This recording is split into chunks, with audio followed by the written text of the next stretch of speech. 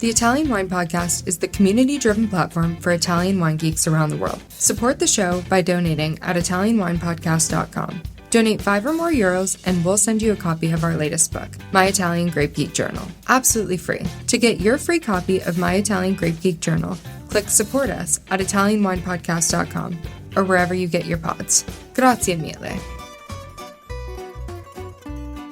Welcome to Wine, Food and Travel with me, Marc Millon, on Italian Wine Podcast. Listen in as we journey to some of Italy's most beautiful places in the company of those who know them best, the families who grow grapes and make fabulous wines. Through their stories, we will learn not just about their wines, but also about their ways of life, the local and regional foods and specialities that pair naturally with their wines, and the most beautiful places to visit. We have a wonderful journey of discovery ahead of us, and I hope you will join me.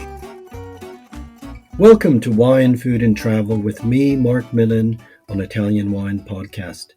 Today it is my great pleasure to travel to the wine hills of the Valpolicella Classica to meet my guest today, Antonio Cesari, from Azienda Agricola Brigaldara. Antonio is the fourth generation of the Cesari family to be involved in the running of this historic wine estate, where vines have been cultivated for at least 1,000 years. Thanks for being my guest today, Antonio. I look forward to our conversation. How are you? Thank you so much. Today is a very cloudy morning in Valpolicella, but it's always nice to get the chance to chat and to discuss about wine in front of a fire. Yes, that sounds very nice. Ideally with a glass of your Amarone. You know, every time, every moment of the day is a perfect timing for a glass of Amarone. Oh, that's true. So yes. why not? Yes, why not? Let's talk about, for our listeners, Antonio, can you give us a picture of this beautiful vinescape in the heart of the Valpolicella Classica, where your winery is located, just so that our listeners can imagine themselves there with you? You know, Valpolicella is a special place because mainly because of the terraces. The hills are pretty deep, pretty high, and the only way we found out to cultivate them has been to build this wall of stone called Marone in Verona dialect in order to get the chance to get the hill worked in horizontal way instead of vertical. It's a big terrace that is going up to the hill full of vineyards and olive trees and cherry trees. Actually, that's a really, really good description, Antonio, and I think it is important for our listeners to understand these marogne, these dry stone walls that have been constructed over centuries to, as you say, shape the land so that the vines can be planted. And it is so beautiful. It gives such a beautiful, suggestive vinescape for people that visit, and so different from vineyards that are on the Pianura, which of course is also why the wine is so different, why the wine is so good. Now, Antonio, tell us now about the story of Brigaldara, of your family's story. You know, my family story starts from pretty far away because my great-grandfather was originally from Tuscany. Between the two wars, he moved to Verona and he bought Brigaldara as a summer house. So they used to make wine just for hobby, just for the family. I've never tasted, obviously, the wines of my great-grandfather. I tasted the wine of my grandfather, and he was a very good winemaker. I need to admit that the 70s are pretty nice. Then in the 80s, my father was really bored about the other job, so he decided to rent the land of the family and to start making wine for business. So technically, Brigaldara is in the market since the 80s, so since my father, which is still the boss, absolutely 100% the boss. Since about 15 years ago, more or less, me and my brother, we started working with him, trying to improve, trying to grow up with him and to give a future to this business. Uh-huh. It's not a long story. Well, that's really interesting that it began as a summer house from your great-grandfather coming from Tuscany. And I'm assuming he wasn't a wine grower in Tuscany then? Yeah, no, he was absolutely not a farmer. There's always been a passion of farming and cultivating vineyards and soil in the family. We also have my grandfather also bought another property in the southern part of Verona which is corn production. Completely different kind of farming, but it has been always part of the family to be part of the agriculture. Actually, that's really interesting, and it's interesting that, as you say, it's a relatively recent story. But also, I think what's important to note is that the story of quality Valpolicella and Amarone is also relatively recent, even though this is a wine that can antecedents going back to the Roman times, the monastery on your own vineyards, which you say would have been producing wine 1,000 years ago. But this new renaissance of Valpolicella is relatively recent, and your family have been very much a part of that. In fact, your family are part of the prestigious Famiglie Storiche of the Valpolicella, the original families that helped to put the wines of this area on the world wine map. Tell us about the Famiglie Storica and what it represents to your family. Yeah, so as you said, I totally agree. The Valpolicella became the Valpolicella that we know in the late 80s, early 90s, because of a group of young producers that were part of the consortio in that period, that they started working for a promotion of Valpolicella. And I'm not talking about the Valpolicellas of the Famiglie.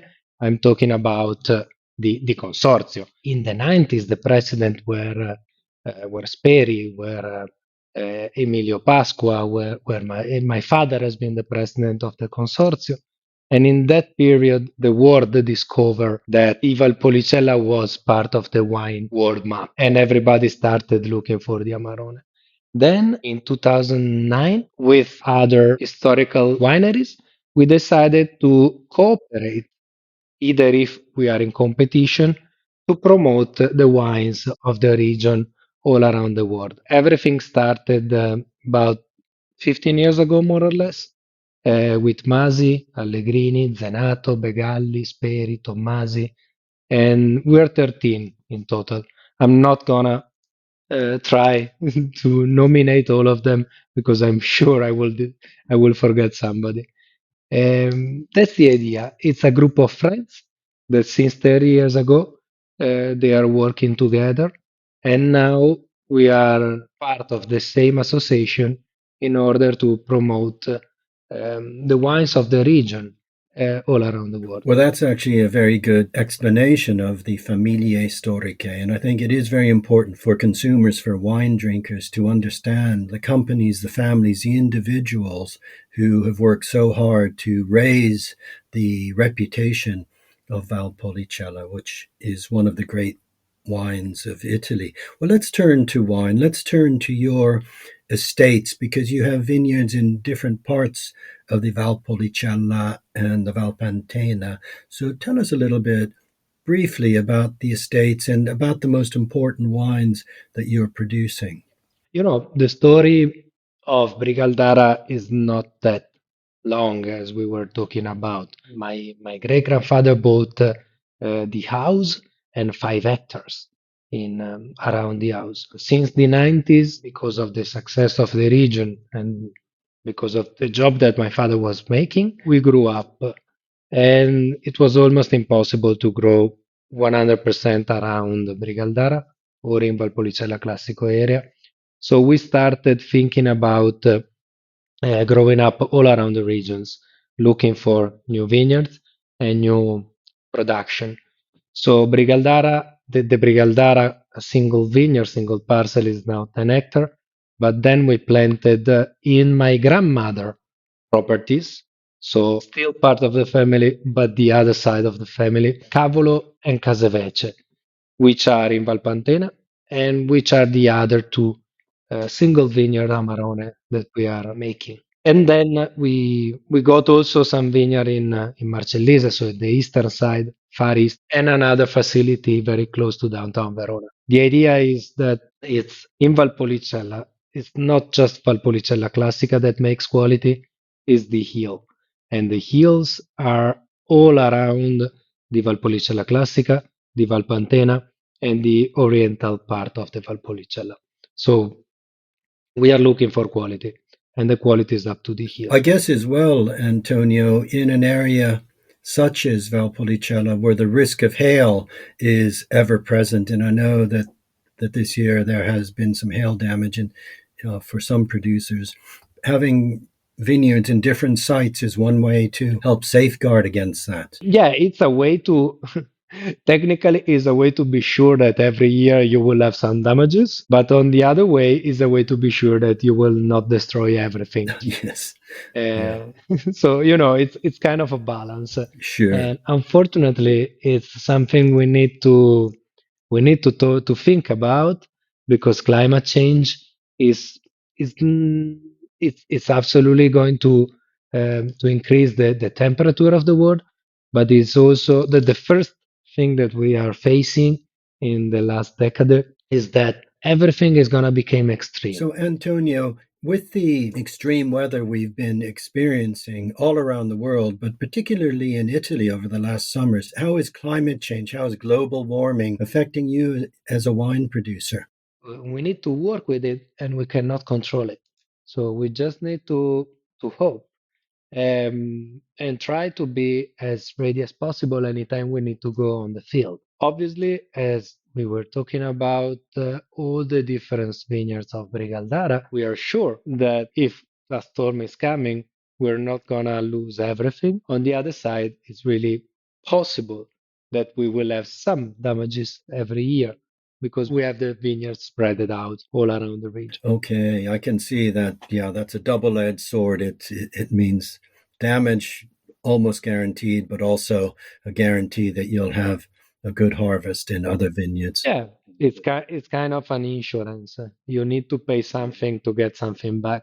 That's the idea. Yeah, sure. Antonio, can you tell us and share with our listeners the range of wines that you make from starting from the straight Valpolicella up to the Amarone and Ricciotto, just so our listeners can understand the styles of wine that Brigaldara is producing? We decided many years ago that we wanted to follow the tradition. We wanted to make traditional style wine, so we decided to make only traditional style wine. So we make a Valpolicella Superiore, the Ripasso, four kinds of Amarone, and the Recioto. And we do not make any Appassimento style wine or IGT or whatever you want to call it. We want the wine to be easy drinking. We want the wine to be enjoyed by the people. Because the wine is born to be on the table, is born to be drinked with food. So that's the philosophy that covered the full production of Brigaldara. The Valpolicella is fresh, it's crispy, it's easy drinking. Is the wine that if you don't know what to drink, is always a fantastic choice. Then we have the Superiore, which is gonna become a Grand Cru Valpolicella. The idea is to make that kind of wine. So the same idea of drinkability of the Valpo, much more complexity. And this is a wine that we make in Case Vecie.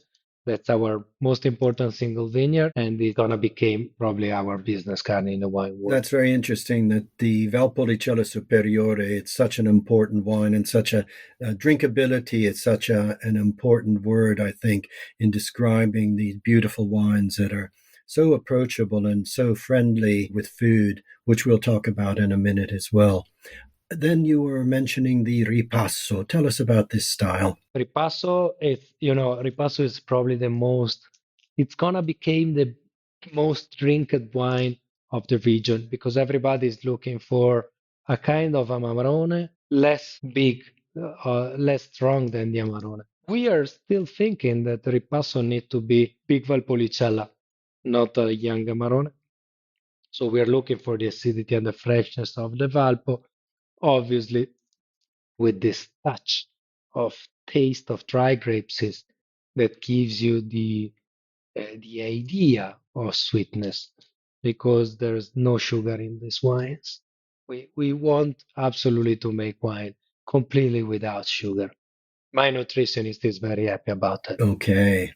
And so finally, let's talk then about your Amarone. Yeah, the Amarone is the Amarone, is the king of or the queen. I think is more a queen than a king of this region. And as I said before, we have many different vineyards, many different special vineyards, they're all crew. And we decided not to make an entry and a riserva, but to show up the differences between the vineyards because the wine is coming from us, from the soil, from the spot, from the parcel. And this is why we make three different crew. We do the Amarone Classico of Brigaldara from the single vineyard of Brigaldara. We make Cavolo in Grezzana and Valpantena. And then we have Case Vecie. That's our high altitude vineyard above Grezzana in the middle of a forest. So three very different styles of wines. Three different vineyards. One is Brigaldara is west exposed, Cavolo is east exposed in a different valley.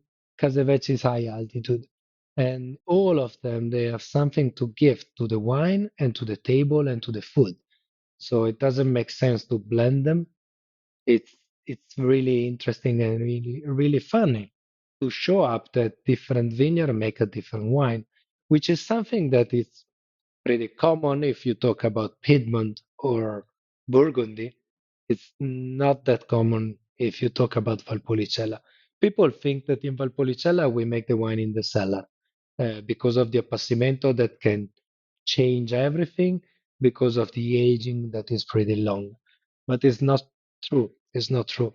The wine is coming from the vineyard, and there's such a huge difference between vineyard and vineyard. Okay, that is really interesting and very important for listeners to understand about this concept of cru and terroir in both the wines made from the fresh grapes as well as the wines that are made from the dried grapes. Italian Wine Podcast. If you think you love wine as much as we do, then give us a like and a follow anywhere you get your pods. Tell us a little bit about the appassimento, because I'm imagining right now that you have your frutai full of grapes, and this is a very critical period for you as well. It's critical in its own way as when the grapes are still on the vine. You know, the appassimento is waiting. It's the same as with every great glass of wine. You need to wait the wine to be ready as you need need the grape to be ready. This year has been pretty challenging. The tradition of the appassimento talks about the famous 100 days of waiting. This year we had a very hot September and October. So the percentage of water that you lost in the first period has been pretty strong. But you need to wait. You need to wait because the grape, the appassimento is not just a concentration of juice, it's not just losing water, but it's all of those macerations and biochemical things that happen to the skin in order to give the taste of the dry grape juice. So if you press the grape in October, you will make a high alcohol Valpolicella because you need the maceration of the skin to give the taste of the dry grapes to the wine. So you need to wait, either if the grape is high sugar, either if the grape is ready, and either if you're going to lose the quantity that you need to wait. You need to wait to chill the grape. You need to wait until January in order to get the best quality Amarone as possible. Okay, that's fascinating. That's a really good description as well, and an indication for our listeners that this process of appassimento is a very precise and skilled one. And as you say, with vintage variations, because of the state that the grapes come into the drying process, depending on how the season has gone. Antonio, you mentioned something very important. You said that wine is meant for the table, and the wines that you are producing, it's this drinkability that's so important.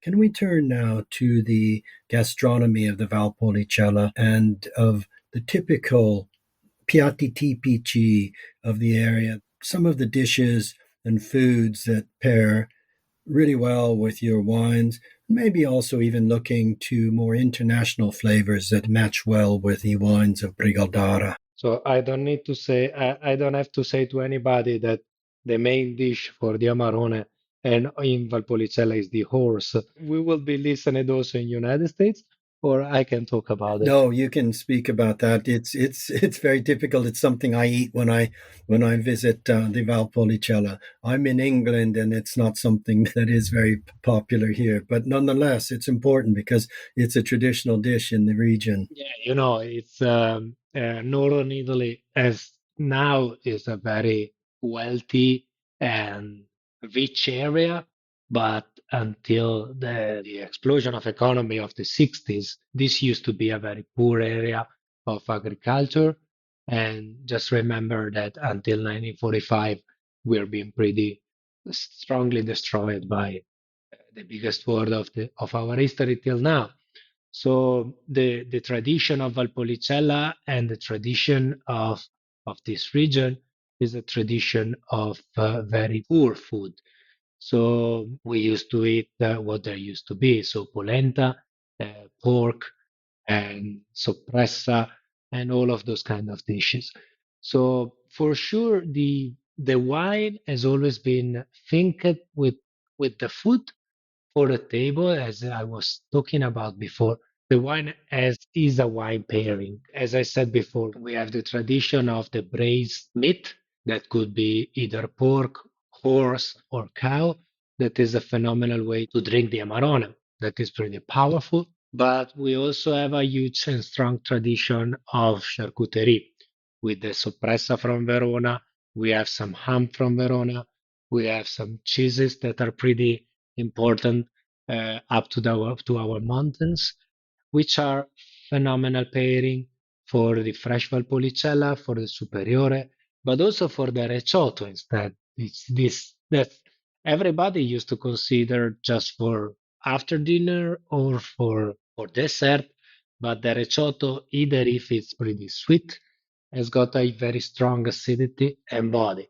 So it's phenomenal also to be paired with the pork, which is sweety because of the fat, but also salty because of the meat. Wow, that's a fascinating pairing. I never would have considered. As you say, most people think of the ricciotto to have perhaps with a lightly sweet dessert, or even just on its own as a vino da meditazione, a wine to sip in front of the fire, as you were suggesting earlier. Yeah, it's because I am in front of a fire in this moment. Oh, You know, oh, oh. the yes, people think about it, but Recioto is not just a passido. The appassimento, if you think about the appassimento in southern Italy, that's just losing water because it's a 20 days of dryation up to the sun because they got a strong sun up to September. The Recioto is different. The risotto is a longer way of drying, which gives the maceration as is the same way as the Amarone. And the result is that the wine is sweet, but not that sweet. Still with a good acidity and a little more body that balance everything. So try the recotto with the soppressa, mainly. The soppressa from Verona has got a lot of white side, so that means that it's sweet. But there are some restaurants in Valpolicella that also makes the risotto with the recotto. Yes, yes. So a salty dish, which is obviously a little bit sweeter Oh. than the average. Sometimes it could be poured after the main course, before the dessert. So it's kind of a second main, but it's really interesting. Wow, that's really, really fascinating. That's a really good overview of some of the typical foods of the area that all our listeners should try when they visit. Now, speaking of visiting, Antonio, tell us about hospitality at Brigaldara.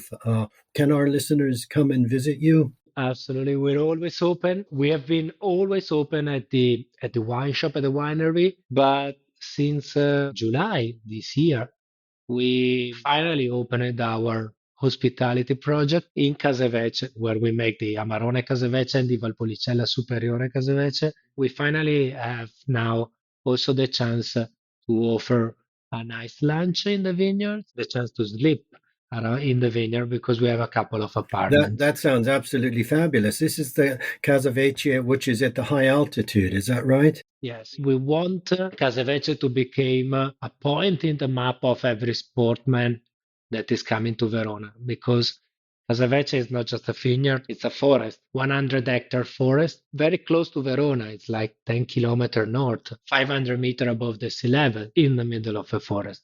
So it's the paradise of the outdoor sport people, hiking, trekking, biking, in around the soil. It's crazy.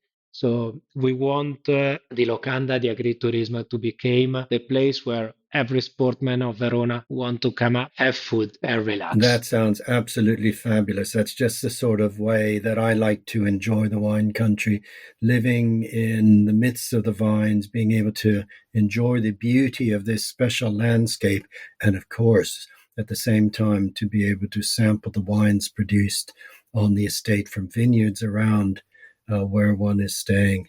Antonio, it's been a great pleasure chatting with you this morning. You've taken us directly into the world of the Valpolicella, which is such a beautiful and special place. Thank you so much. Thanks so much for being my guest today. I've really enjoyed our conversation. Thank you so much, Mark. Absolutely. I'm waiting for all of you guys to visit us, to get a cheer of and a glass of Amarone together at the Locanda or in Brigaldara. Maybe we can go up biking all together. Oh, I love cycling, so that would be fun. Yeah, cycling from one side to the other of Brigaldara. I'm waiting for you. That sounds wonderful, and I'm going to certainly take you up on that, and I'm sure our listeners will too. But in the meantime, I hope you have a great holiday season, and I'll look forward to seeing you sometime next year. Grazie, Antonio. Grazie mille. Thank you, everyone. Ciao. We hope you enjoyed today's episode of Wine, Food and Travel with me, Marc Millon, on Italian Wine Podcast. Please remember to like, share, and subscribe right here or wherever you get your pods. Likewise, you can visit us at ItalianWinePodcast.com. Until next time, chin chin.